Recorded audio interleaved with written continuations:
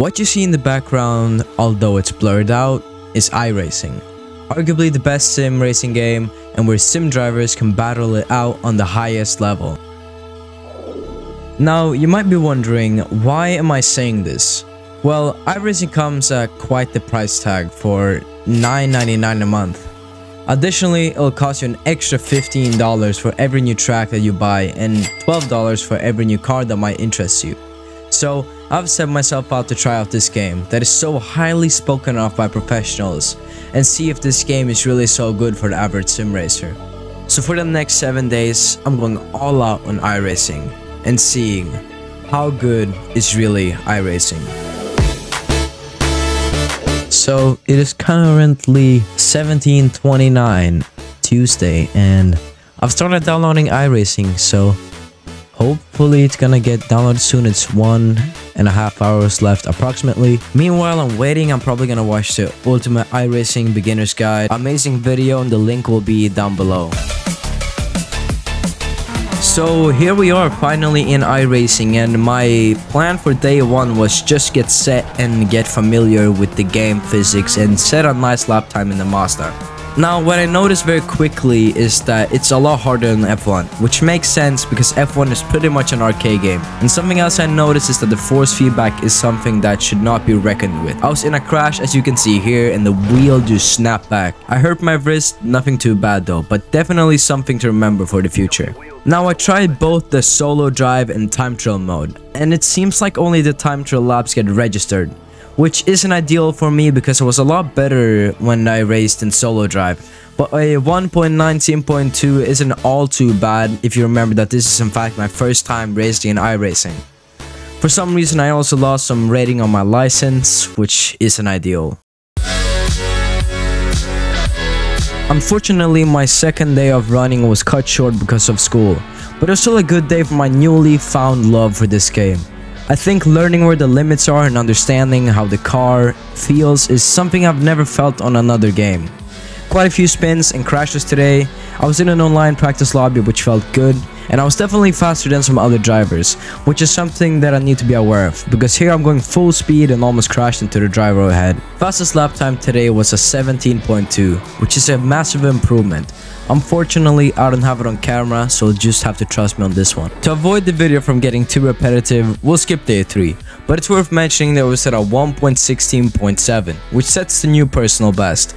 So far, we set over a 1.19.2 on day 1, and now we're already down 2.5 seconds. Tomorrow's a big day in this series because it'll be the first time we join an online race, which I think I'm prepared for, especially with everything I've learned today.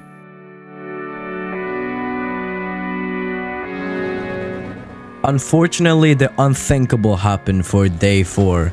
There was a new track. The first day that we would race, there's a new track, but 4 lights are on instead of 5 on F1, which is pretty funny. And it is green flag, and out we go racing. The driver on our right side that actually has the same livery as us will cover us off, which is a good move, but we'll have to drop back later, so we're just gonna have to settle a bit from behind. Then something I noticed a lot with these races is that it's so chaotic, but everyone knows exactly what they're doing, which I think is just so cool.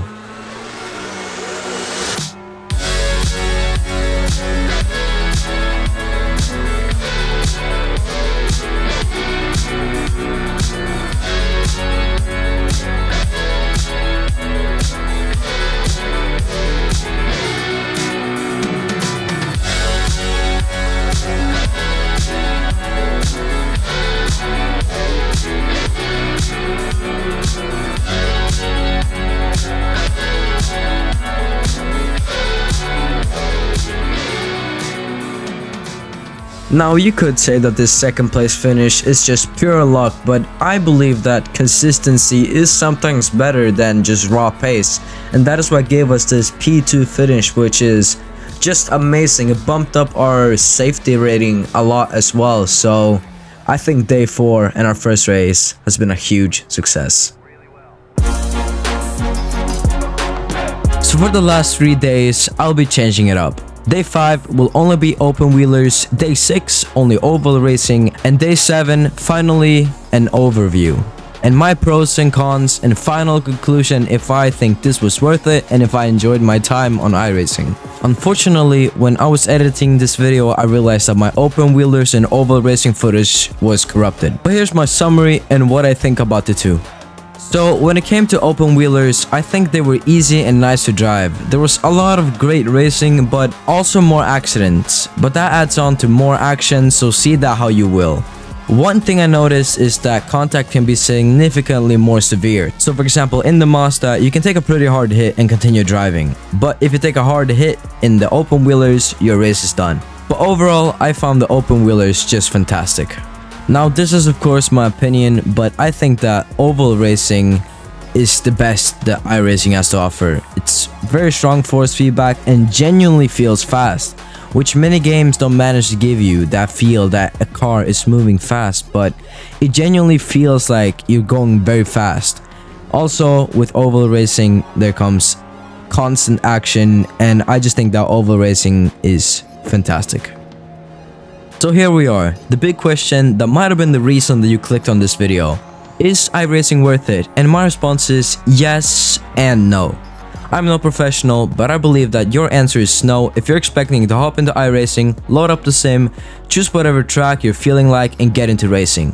iRacing takes time. As you can see here, I spend most of the time just learning and doing practice, even going as far as going into the Discord and YouTube for track guides and asking for help. But I also think that iRacing is incredible, and without a doubt the nicest and cleanest community in game that I've ever raced on. People always give you space, and you get no F122 multiplayer dive bomb bullshit. And for those asking in my Discord, which you should join by the way, yes, the crash physics are incredible. If you have played iRacing before, then feel free to drop in the comments if you think I've missed something. But that's it for me. If you enjoyed, then make sure to like and subscribe, and I'll see ya in the next one.